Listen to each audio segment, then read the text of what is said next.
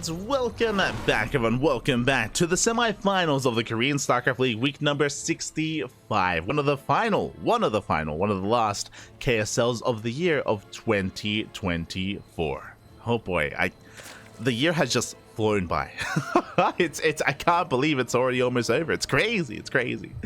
Regardless, we're jumping into our ZvZ and spawning in the bottom right-hand corner of El Dorado. We have the South Korean Zerg player, the Blue Zerg, representing himself, currently teamless, but deserving to be on the team, the best Zerg player in South Korea. It is Dark. And spawning in the bottom left-hand corner, we have his opponent. We have the other South Korean Zerg player, the Red Zerg, representing Gaiman Gladiators. It is SHIN. And that is not the logo for Gaiman Gladiators. I will get on top of that, so I do apologize. But if you're in the chat, you know what time it is. It is Gamba time. It's Gamba time, Papi. Best of luck in the chat. Place your bets on who you think will claim the series. Best of luck in your predictions as I very quickly set up the logo for Gaiman Gladiators. There we go. Just fixing that up as we head on in. So far, it is going to be hatch into pool here from SHIN, going for a delayed gas opener. What does this mean? This means most likely 2-base. This means most likely 2-base play here by SHIN. Meanwhile, Dark going hatch gas pool. Hatch gas pool. Now, the reason why going for a gases or going for a delayed gas opener like this means 2-base play is because without your gas or with your delayed gas, it means you're heavily behind in link speed and you're heavily behind in your bailiness as well. So because you're behind in link speed and because you're behind in bailings, you have no map control. You have no presence on the map, and there's no way for you to be active or aggressive across the map either, and you yourself are vulnerable to link bane of your opponent. So this typically leads into the Zerg player walling off. You wall off this ramp with Evo chambers, with your Roach Warren, with your Queen as well. You fully wall off, and then you play 2-base instead. Now this could lead into 2-base Roach, this could lead into 2-base Muta, this could lead into just 2-base, into a delayed third, into a macro game. SHIN has options. This can even lead into late link speed, into a link flood. So to try to catch the opposing player off guard. So we'll see how SHIN does approach this 2-base build. Meanwhile, Dark across the map, standard opener. Hatch gas pool, link speed is on the way, should soon be going for a Bailey Nest. Now once Dark and should soon be going for a 3rd base as well. Now once Dark realizes that SHIN is playing 2-base, Dark most likely will cancel his Bailey Nest and go into Roaches instead. That is typically the correct thing to do. But now we're settling in. Dark getting in position. You can see his overlords are moving in to try to scout what is going on. So far, we do see his Dark mining through. Okay. So far, neither player is going to be mining through those middle patches. Ooh, and Dark, he does open up with a 2-base Roach. Okay, so he scouts, he confirms no 3rd. He confirms there is no 3rd expansion, there's no 3rd base. He confirms 2-base play out of his opponent, and he doesn't even have to start his Bailey Nest. A big reason for this, Overlord scouting is faster on El Dorado because of the short rush distance by air. So really fast scout out of Dark, so he's playing 2-base as a response, and we already knew that SHIN was playing 2-base as well. So lair is on the way, fast lair from both players. We are still embracing link speed, but Dark should cancel this. You can see he actually canceled it, then he restarted it, and he may just keep it canceled. We'll see if he does commit to link speed. SHIN's just skipping it. He's just skipping link speed entirely, going into Roaches. Now, because we're on El Dorado, what is typically 2-base play can turn into 3-base play because of this. Because of the gold minerals. You can mine through these minerals, and these southern expansions are very secure early on. Very secure, especially in this matchup. In this matchup, you don't have drops. You don't have medevacs for marine drops early on, or blink stalkers. Like, to gain access to the southern half of the map, you have to mine through the minerals yourself, and that's quite a bit of a hassle. So you can expand relatively freely here. Meanwhile, Dark, 2-base play, 2-base Muta. There it is. Spire has been thrown down. Dark is on all gases. He never even threw down a Roach Warren. Just straight up 2-base Muta out of Dark. I do like this. Something that I just mentioned is that this map is short rush distance by air. That's why the Overlord sees a lot faster. That's why, it gets across the map a lot faster. It scouts faster. Likewise, Mutas get across the map faster as well. But here comes the Overseer Scouts. SHIN dives in, the Queen's in position, and the Scout is denied. But not really, though. The Overseer goes down, but did get eyes on the Spire. Big Scout here for SHIN. He knows what's going on. Behind this, he's going for the 3rd base. I assumed it was going to be for the standard 3rd, but no, he's going for the gold base instead. So greedy move here by SHIN. This is a double-edged sword, though. SHIN, he does go for the high-yield gases, But Shin doesn't take extra. He does have, sorry, high yield minerals, but he has no gas. Remember, this base has no gas available, so that is going to be quite impactful moving forward in the ZvZ, is that Shin is going to be behind in gases, is committing into Roach play though, and he might just go for a Roach all-in. I'm curious how he does approach this problem that is the Muta, because Mutas are already on the way. Mutas are already in production. Third base now being taken for Dark. He does prioritize his gases, taking his 5th and 6th gas at the same time. Mutas are soon moving out, and Shin is going for a Hydrogen. What does that mean? Defensive play. Spores. It's going to be on Shin to turtle. It's going to be on Shin to turtle up to throw down Spore after Spore Crawler, mass Queens, tech into Hydras, and minimize losses. Likewise, the Overlords right now are exposed. They have to come back home. You can see the Overlords, they turn back around. They have to come back to the safety of the Spores. Otherwise, they will fall. Speaking of, Mutas are hunting them down. And the Mutas, they are spreading out, looking for those Overlords. They're getting one so far. And they will come across the Overseer here towards the right-hand side as well. It does spot the Overseer. Mutas, they respond. Shin confirms that there is a third, that there are gases. And Shin, all he can do is be defensive. He just has to turtle up and get into his own infestation bit. Now, this can be for either Hive into Vipers or Infestors. Ooh, and the Changeling does confirm. So Shin is going to be stuck at home. Meanwhile, Dark, he can freely expand. Because of the defensive setup here, though, Shin, usually the defending player has a really hard time taking a 4th. It's usually very difficult for the defending Zerg player here to take a 4th base against Mutas. But because this 4th base is right next to the 3rd, now I kind of like Shin's position. He can take a fast 4th, take those gases, which means he can afford Hydras, which means he can afford a Hive, he can afford Vipers, and he can also afford Lurkers as well. For now, though, that is not a Hive. Infestors. Okay, he's going for Lair Tech. He's going for Infestors, going for Fungal Growth instead, going for a ground-focused army. A very Lair Tech focused army, I should say.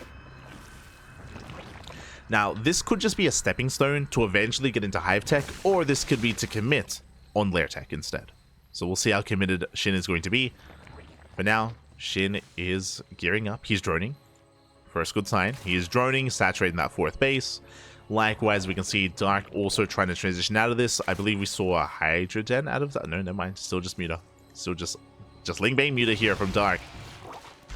Oh, Fungal does graze the army, but no major connection. Infestor is revealed. Bailey said, "Well, no! Oh, massive connections!" Shin was distracted. We were distracted, and Dark, he does slip in. He gets 9 drone kills. Ay. Very nice damage here from Dark. Oh, and that should not have happened. I mean, Shin's been crippled. He lost most of his... Oh, he lost his economy here at the gold. That was meant to be carrying him in this game.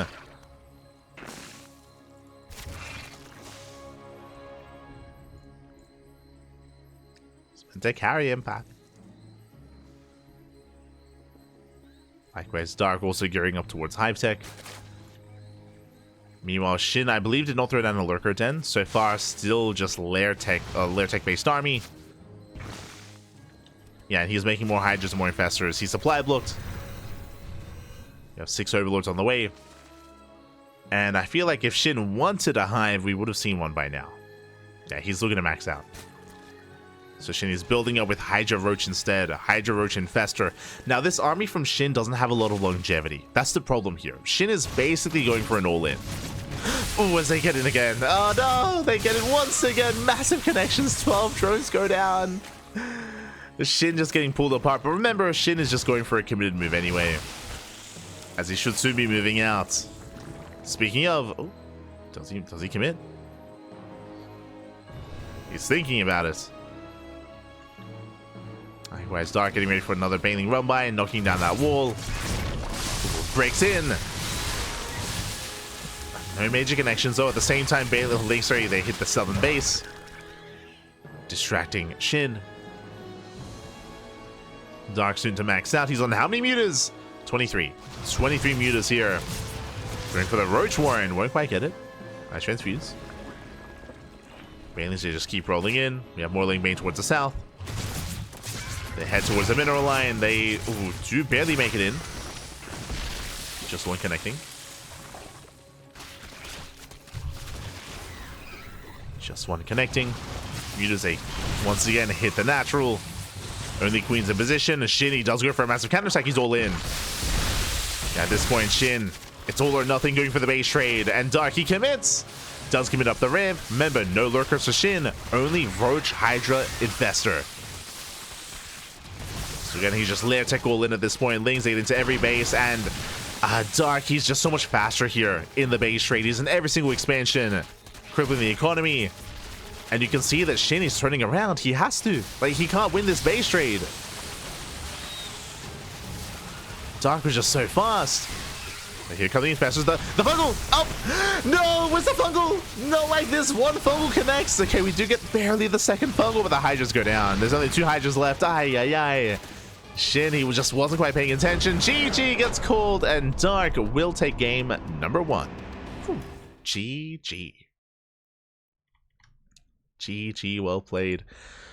Again, Shin just forced into the base trade, and unfortunately, when he raced back home, he wasn't quite looking at his army. Even if he had protected his Hydras and gotten off the fungals, even then, like, it was just an uphill battle for Shin. Like, Dark, he was more than prepared for that kind of base trade scenario. He had so many Lings in position to dive in, and it was just so fast to pull the trigger there. GG. GG, well played. Dark takes the game. In almost full control of that game as well. Almost.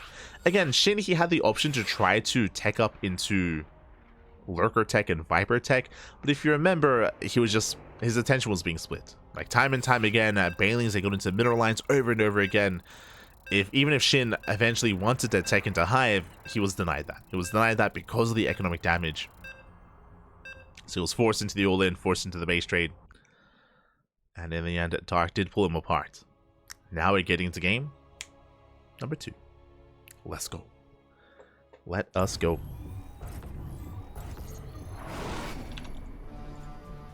As spawning in the top right-hand corner of Frostline, we have the South Korean Zerg player, the Blue Zerg, representing himself, leading the series 1-0, 1 game away from making it to the grand finals. It is Dark. And spawning in the bottom left-hand corner, we have his opponent. We have the South Korean Zerg player, the Red Zerg, representing Gaiman Gladiators. It is Shin.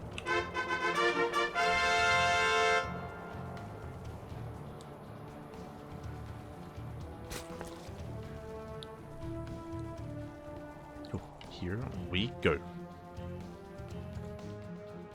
So we calm things down and embrace game number 2. Now we're going to be loading into a much larger map. Welcome one and all to Frostline, one of the larger maps in the map pool, at least the largest new map in the map pool. It is smaller than Abyssal, Neon, and King's Cove, but larger than all the others. Likewise, the bases are very spread out, very exposed. If a player wanted to go into something like 2-base play, it is less viable on Frostline just because of how exposed the natural is. So I don't really expect to see that kind of opener from Shin 2 games in a row. There it is, Hatch Gas Pool. Hatch Gas Pool, standard opener here out of Shin, likewise standard opener out of Dark as well. I expect to see Link Bane aggression. Because of how exposed and how spread out the 3rd and 4th are, you are vulnerable to being pulled apart, especially if you aren't quite able to keep up with the movements of your opponents, then it can be quite difficult to defend.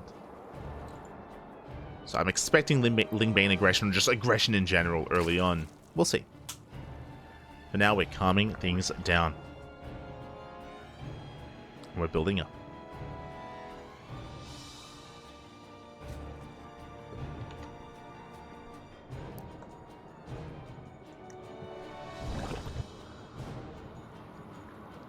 Say in the chat, love your NG, mate. Oh, gracias, papi, gracias. Thank you, thank you. Do appreciate it. Do appreciate it, papi. Do appreciate it. Oh.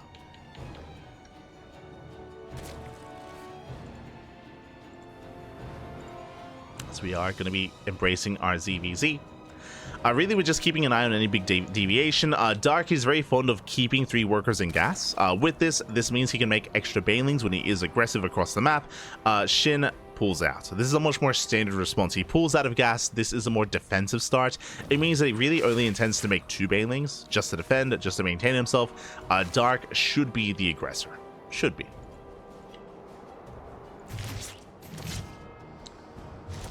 As we have our baneling nest on the way. First baneling nest from Shin. Dark should be throwing his down momentarily as well. Ooh, my apologies. He skips the baneling nest, rushing to roaches. Bold move here by Dark.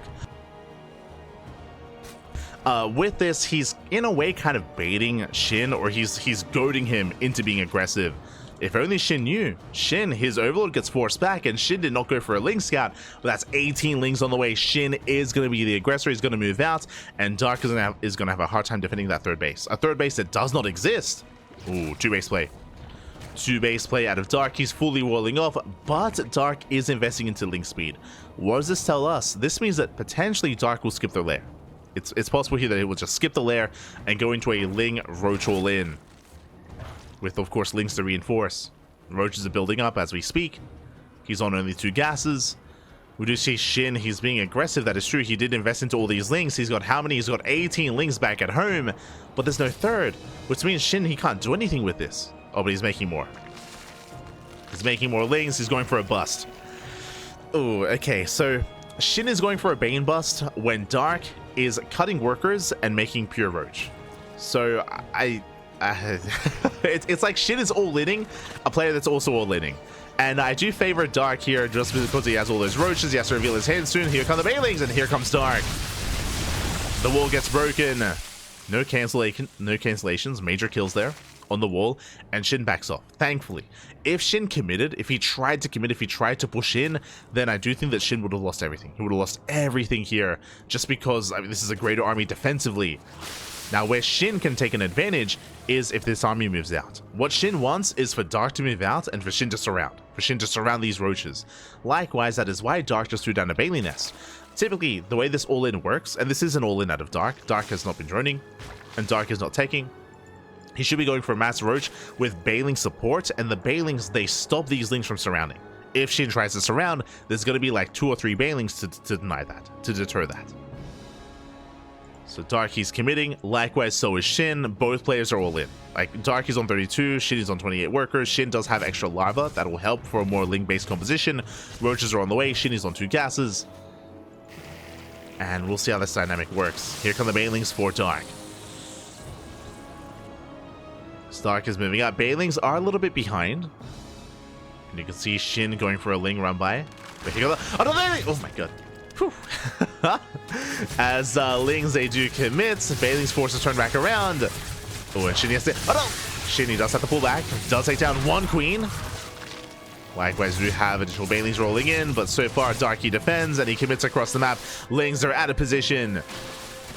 Here comes that defensive Bailing. Ooh, massive connection. Again, making sure that Shin cannot surround. Very nice setup there by Dark, just preserving those Bailings. Oh no! We'll throw 1 away. Bit of miscontrol. You see Shin. Oh, the target firing! Shin, he did focus on that final Bailing, and with that Shin, he should surround, and it will clean this up. Without Bailings, the Roaches are vulnerable, and the Roaches will fall. Dark sending out a reinforcing wave, but Dark, he's running out of steam. Again, that surround may have just been it. That may have just been game. Dark, he wasted a Bailing on that hatchery, and that may cost him this. He's trying to go for the third, more Bailings waddling in, but Bailings against Roaches, they're not ideal. Shin holds. Shin holds, he's up in expansion. Dark is droning, he's trying to transition, but it's going to be difficult here to try to get into a longer game state.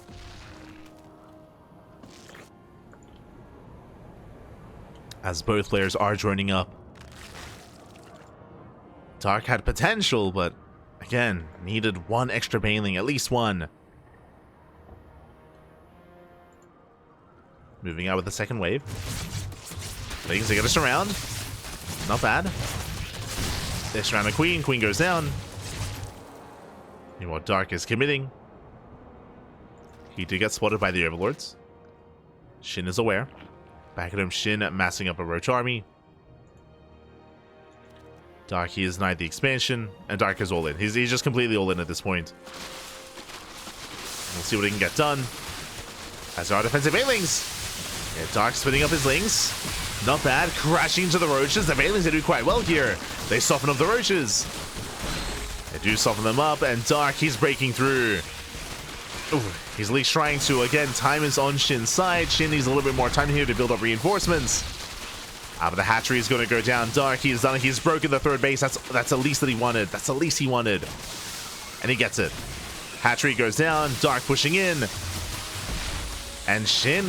Again, he droned up to 39. Droned up a little bit too much. Darky's catching him out. It's still so close, though. Dark hiding back. Kiting back with the roaches, kiting well. Getting on top of the queens. Willie's trying to. Does snipe one. Brings down one queen, gets the other. Oof. Shin, he's barely holding. I say that more reinforcements, they do trickle in. And do buffer for the roaches here of Dark. But Dark is down to 4 roaches. That's not enough. Yeah, Shin is holding. So Shin will hold behind this. Dark is expanding. Dark is expanding. He's droning up. Dark is still trying to settle into a longer game state. He does have the upgrade lead. A +1 carapace now on the way as well. And where does Shin take this? Shin, he did have an advantage for quite some time, but now he lost his third. He lost his base. Likewise, he's down in tech. He's down in upgrades. Just now starting +1 range. +1 range has been on for quite some time for Dark. Dark even has a lair. And Dark can just chill. He can just drone. If he really wants to, he can just drone up. He can make sure he doesn't overdrone, of course. You know, make sure he survives any kind of all-in from his opponents. But Dark can play a more defensive role here.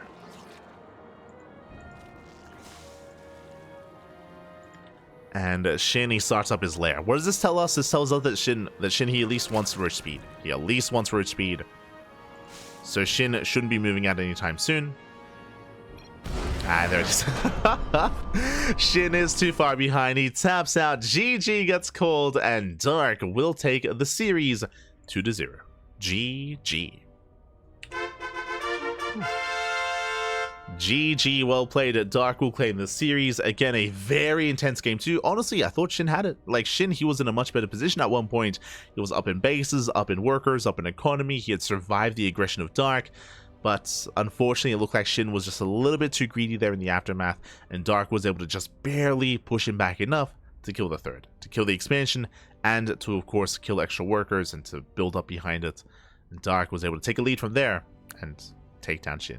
GG. GG, well played. Again, towards the end there, Dark was up in supply, up in upgrades, up in tech, up in workers, up in bases. He was up in every single metric in a mirror matchup. It's almost impossible to recover from the side of Shin. Almost impossible. GG. GG, well played. With that, we now have our first finalist. Dark does advance on to the grand finals, and the question becomes, does he have an opponent? Does he have an opponent? Exclamation mark B in the chat to have a look at the bracket yourselves. We have Hero versus Solar mid-series. They're currently mid-series.